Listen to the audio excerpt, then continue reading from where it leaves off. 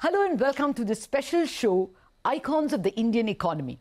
The Reserve Bank of India is globally recognized as one of the most sophisticated and knowledgeable central banks. In India's journey from a struggling developing economy to a confident middle-income digital giant, the Reserve Bank of India has played a key role in carefully transitioning banks, debt markets, foreign exchange markets from an era of administered rates to market-determined rates. As part of our Silver Jubilee Year celebrations, CNBC-TV18 is proud to salute three of the more iconic Reserve Bank of India governors who shepherded the economy during its most difficult periods. Dr. Rangarajan occupies a pride of place among India's iconic policymakers. Dr. C. Rangarajan shepherded the Indian banking system and the economy for a decade and a half, first as Deputy Governor of Reserve Bank of India from 1982 to 1992, and then as Governor from 92 to 97. As Governor, Dr. Rangarajan, along with his Finance Minister, Dr. Manmohan Singh, planned and executed a bold liberalization of the financial sector. Under his watch, lending and deposit rates, which until then were set administratively, were freed and set by the banks themselves. The dollar-rupee exchange rate, which was also administratively set, became market-determined. As banking regulator, Governor Rangarajan brought Indian banks to global standards of income and NPA recognition by implementing the Narasimham Committee recommendations. He also ensured a quantum leap in the Indian banking system by giving banking licenses to private entities. And we now have a host of excellent private banks. Dr. Rangarajan is an inflation warrior, and he nearly stamped out double-digit inflation from India in the 90s. For his outstanding contribution to the economy, he was awarded the Padma Vibhushan in 2002. Post-governorship, he continued to serve the country as the chairman of the 12th Finance Commission. For his intrepid and intelligent leadership of the Indian economy and the financial sector, CNBC-TV18 is honored to award him the title of Icon of the Indian Economy. Governor Das and friends, I am deeply grateful to you for the award that you have conferred on me this morning. It's a matter of great personal satisfaction, as it is a recognition of one's work. I was in the first year of the college when India gained independence. Thus, I have seen independent India function through my entire adult life. I have seen India's successes and failures, aspirations and disappointments. Now, in the discussion on the performance of the economy, many people start talking about the demand is not increased. Now, when we say that consumption is not increasing, you are caught in a dilemma. On the one hand, we are saying that investment must increase. Then the investment increase must be supported by higher savings.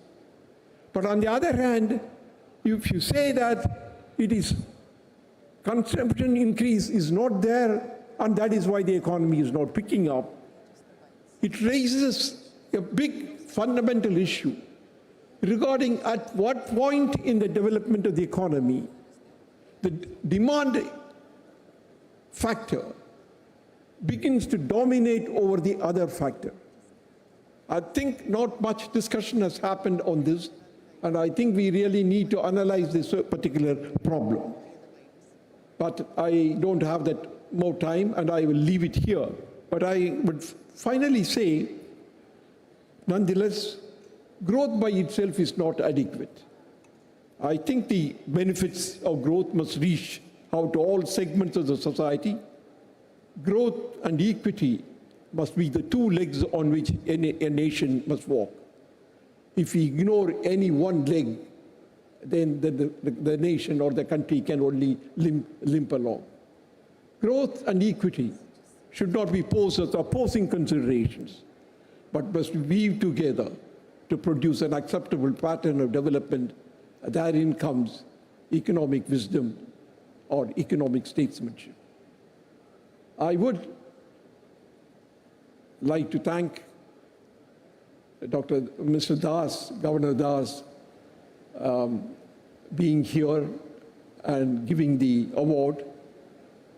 He has done an exemplary job as the governor of the Reserve Bank.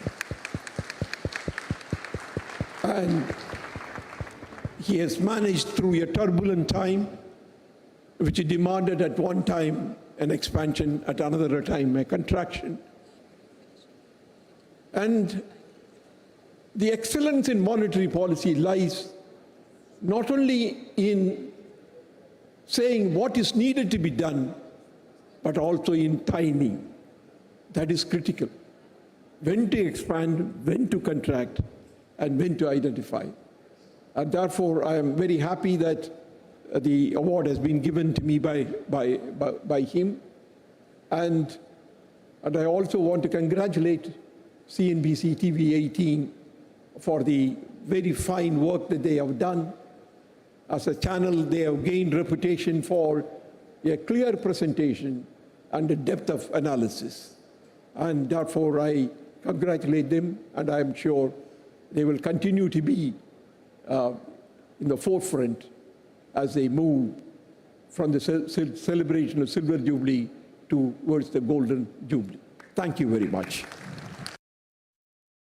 Dr. Rangarajan was followed by Dr. Bimal Jalan, who took charge as governor in 1997 in the midst of the Asian currency crisis. An eminent economist educated at Presidency College, Calcutta, and Cambridge and Oxford Universities, UK, Dr. Bimal Jalan has held several high-ranking positions in the Government of India, including Chief Economic Advisor in the 80s, Banking Secretary from 1985 to 1989, and Finance Secretary during the critical period from January 1991 to September 1992, when India faced a severe foreign exchange crisis.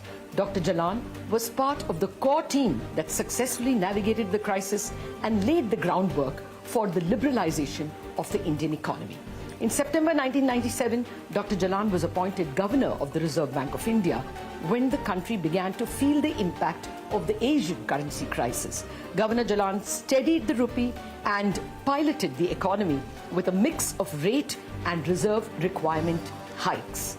During his tenure, India faced further challenges, including nuclear sanctions imposed by the United States in 1999, followed by the Kargil War, which placed additional fiscal and external financial strain on the economy. Dr. Jalan deftly shepherded the rupee through these challenges, raising dollars through the Resurgent India bonds issued by the State Bank and the Millennium India deposit. Both proved to be excellent confidence-building steps, and by 2001, the rupee was on a robust footing. Post his term as governor, Dr. Jalan served as Member of Parliament in the Rajya Sabha and spearheaded an important committee on the Reserve Bank's capital. For his invaluable contribution to the Indian economy over 3 decades, CNBC-TV18 is honoured to award him the title of Icon of the Indian Economy. Yeah, thank you so much to CNBC-TV18 for this great honor, and really Lata and their team for coming over and this again. This event gives me an opportunity to reflect upon my career as a good policy maker of the government and the Reserve Bank of India. 2 thoughts come to mind. One, then the aim must always be at a facilitator of public interest and not as controllers of public activity. The second is that policy decisions often involve resolution of competing interests of different stakeholders. While dealing with such situations, we must prioritize the need of the common citizen, and among them from the poorest to the poor. In working with these objectives, I have been very fortunate to have outstanding colleagues and other stakeholders. who have all contributed immensely to the work we are able to do. I would like to take this opportunity to acknowledge their contribution and express my gratitude. Thank you. So Bimal's attitude has always been very positive for almost everything. And I remember in the Reserve Bank, he used to say to his people that whenever there's a request, see how you can say yes rather than no. And that, I think, is a great philosophy and a way of working that anyone can follow. Governor Y.V. Reddy was a key navigator of the Indian economy much before he became Reserve Bank of India Governor in 2003. Dr. Y.V. Reddy has steered the Indian economy through numerous challenges. As Joint Secretary responsible for the balance of payments in 1991, he was part of the team that masterminded shipping Indian gold to secure dollars, saving India from loan default. In the following year, while in the Finance Ministry, he worked with RBI Governor Rangarajan to transition the rupee from an administered to a market-determined exchange rate. In 1996, Dr. Reddy was appointed Deputy Governor of the Reserve Bank of India, where he spearheaded the deepening of the government securities market. From 2003 to 2008, as RBI Governor, he famously smelt the coming global financial crisis and implemented macro-prudential regulations that protected Indian banks from the 2008 Lehman crisis. He also resisted pressure to introduce fancy derivatives, earning accolades from Nobel laureate Joseph Stiglitz, who remarked that the US might have avoided the global financial crisis had Dr. Reddy been its central bank chief. Among his many contributions, Dr. Reddy reformed urban cooperative banks and established the National Payments Council, which later developed the UPI. A staunch advocate for financial inclusion, he launched numerous initiatives to expand rural banking networks and improve access to financial services for underserved communities. In 2010, he was awarded the Padma Vibhushan for exceptional and distinguished service to public affairs. Post-governorship, Dr. Reddy served as the chairman of the 14th Finance Commission, notable for providing states with a fairer share of the fiscal pie. With an extensive academic career spanning over 5 decades, Dr. Reddy's work has focused on economic policy, central banking and public finance, and he has contributed innumerable articles on these topics. For his erudite, tireless and wise navigation of the Indian economy, CNBC-TV18 is honoured to award him the title of Icon of the Indian Economy.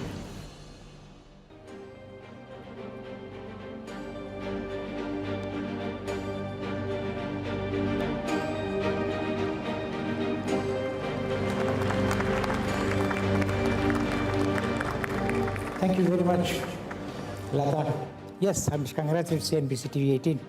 In fact, I'm not only grateful to you for recognizing me by giving this award, but as much I learned from you people, particularly you on macroeconomics.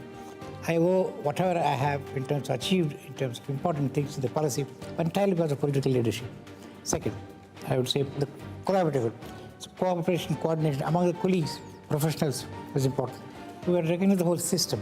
In my view, it's a real recognition to the public service rendered by many people of India. Increasingly, public service is becoming career rather than service. I feel that it's more important to recognize the result in public service. In addition to that, I would say the people of India, from whom I learned a lot. There's no way I can learn things which I learned from books, are only half, at best half. The other half came from people. Therefore, in a way, I would say this is a tribute to the people of India. With that, again, let me thank you very much. I dedicate this whole award to my family, particularly my daughter, Kalta Aditya. My wife, of course, is here. Because the family bears the burden. In an increasingly materialistic society, when you have to live an honest living, family has to support. My family and friends have been of great support to me. I'm grateful to them. And then again, thank you. And in particular, CNBC-TV18 and their management. Thank you. Coming up is an interesting interview with former Governor Y.V. Reddy.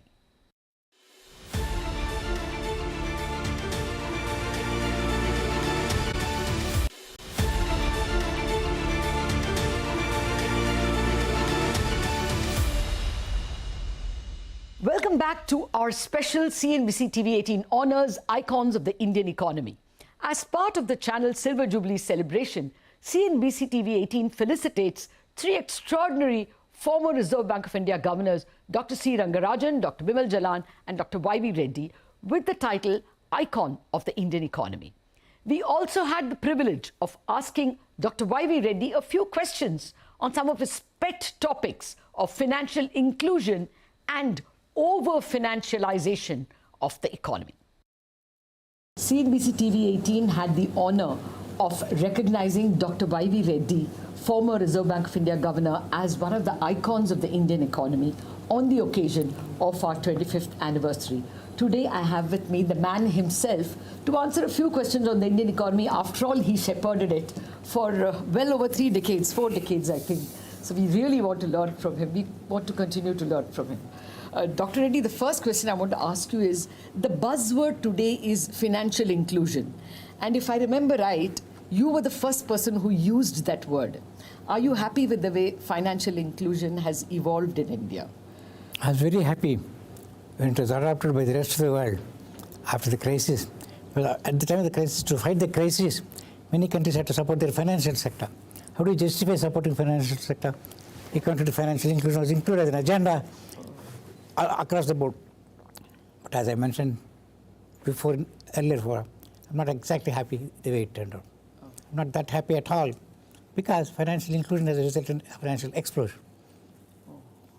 You know, Yes. Financial explosion is very fair, so it's see, a fair word. The point is also, financial inclusion should go with economic inclusion. In my days, I was very particular saying financial inclusion along with economic support program. That was more UNES program also. But nowadays, money is pushed by different financial agencies in the name of financial inclusion. Yes. The idea is not to just push money. It's not meant to be financial expansion, but financial inclusion. Not expansion. Again, I would like to make the difference between financial inclusion, political inclusion, social inclusion, economic inclusion. Yes. Economic inclusion and financial inclusion go together. If you divert the two, chance of risk. Then they should follow by social inclusion, finally political inclusion. In Sri Lanka, for instance, some time ago, there was political exclusion of Tamils, but they were never excluded from social inclusion. Thank you. I think that makes clear. Yes. I'm not very happy that this. I started financial inclusion. The way it turned out, not that. Yes. Inherently it's good, but anything in excess is bad. Okay, so the point Dr. Reddy is making is that financial inclusion in some times in India, some occasions in India and abroad, has tended to come without economic inclusion. I mean, we saw how microfinance money is being pushed, unsecured credit is being pushed. All these problems are financial pushing without economic inclusion. And of course, there are the bigger problems of financialization, which is my next question to you, sir. When 2008 global financial crisis broke out, you made a speech, I think, in the Central Bankers Conference and in Oxford University, saying that the financial sector has overtaken the economy.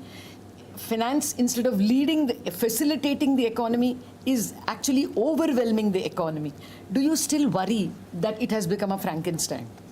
Earlier I was worried, now I'm more than worried. Oh. I'm scared. Okay. See, what's happened is, finance should be an enabler, facilitator, not the leader. If finance leads, then you are into a problem. Again, financial sector has a disproportionate way of controlling things because it doesn't reflect any particular activity by itself. So, in a way, therefore, the recent developments input all over the world have made this central bank independence, central bank autonomy. Why central bank independence? Only because they did not serve anybody purpose except the ruling political party or the finance. But if the finance, technology, and the government, all of them put together, the global society itself is under stress. Is excluded. Is under society and nation doesn't exist anymore. Now everything is finance. My fear is that we may be really getting out of the traditional nation state being the protector of the citizens. Oh, yes. the global finance and global technology may be the nation may be forced to serve the interests of the global finance sector. Even national governments will be under threat before soon. But it's not deal. You see, life is not deal making. Life is dealing with people, not deal making. Finance will always believe in deal making. We can elaborate on that. No, I agree with you, sir. In fact, once in a way, national governments recognize that. In fact, they protested, even the American government protested when Facebook decided to release its own coins, the Libra. Suddenly you realize that the combination of financial sector and big business and big tech is overwhelming even the nation state. So, I mean, what you say is a perceived threat, but only occasionally is the nation state able to fight back. The other question I wanted to ask you is about federalism. I mean, since you were in the 14th Finance Commission and your commission gave states, more money, a larger share of the fiscal pie. What are your thoughts on federalism? Do you think the federal structure is still safe? See, let me pick up from the word which you said. Central government gave 40%. In the case of in true federation, there is no question of giving to states. In fact, you find presently, as the GRE will confirm, the revenues are shared between central states. Yeah. I used the wrong word. No. But the way even the newspaper comes, the money does not even go to consolidated fund. It's outside the consolidated fund. The state share has to take it directly, it goes. But every time central government releases, who is the central government? His share. So fundamentally, it's an attitude point. What's the attitude issue? In my view, if you go back to the structure of the Constitution, the structure of the Constitution is such. We have really three governments. State government, central government, national government. Okay. See, the president is national. He operates the national government sometimes same prime minister. So comptroller auditor general, he's supposed to audit states and central budget. How come? So he's a national institution. So the national institutions. Governor is a national institution, though he represents the nation at the state, not the central. In my view, governor should represent nation, not the state, not the center. There are many examples I can give you. Once you accept that principle, then you won't have this each state government. You see, nobody can accuse Prime Minister Nehru of saying that he was favoring UP. Somebody else now, today, somebody can say he's favoring Andhra. If you have a stature of Prime Minister, briefly stated, I want to say, once you understand that in India there are three levels of government, not two, state, center, and national. And central leadership should recognize that sometimes they have to function as national governments rather than central government. Not give an impression. It may not be real. Impression itself is bad. Citizens should say, the fight between center and state is national government. So, in fact, the debates of the Finance Commission recommendations to be accepted reflected this. The Finance Commission did not be accepted. Who should accept? The Finance Commission is supposed to have sharing of revenues between center and states. Who should, they say, how can Parliament approve, how can states approve? Therefore, as a It is one of the parties. Therefore, due to Ambedkar's intervention, it was decided that it will be only placed before the Parliament. Not approved by the Parliament, not approved, not placed before the Parliament for information. So when Finance Commission report is examined by the President, it should examine it as national President and not central government. Okay, I think that's a very big point that Dr. Reddy is making, that we have to think of the nation. The central government is one of the parties, like the state government, but the central government should act in the national interest. The Prime Minister, Governor, CAG, in fact, the entire bureaucracy and the press should recognize that central government and national interest are two different things. And the third tier, that is the national government, should be the preoccupation when you want to work for the good of the country. Whenever you want to work together, you should function as national government. Whenever central and states have to. Then otherwise, you cannot read it. Otherwise, you'll have a problem. So just a final question. We have this big desire to be a developed nation by 2047. That is 100 years of our independence. What would your advice be, or your observations be, for us to succeed in becoming at least a high-income country, if not a developed nation? As a country? Yes. I don't generally like to think of countries. I like to think of people. Okay. That's all. The answer is simple. Always I like to think of people. That's why I emphasize even I accept the word people. We don't serve the countries, we serve the people. Once it's the people, there's no issue of.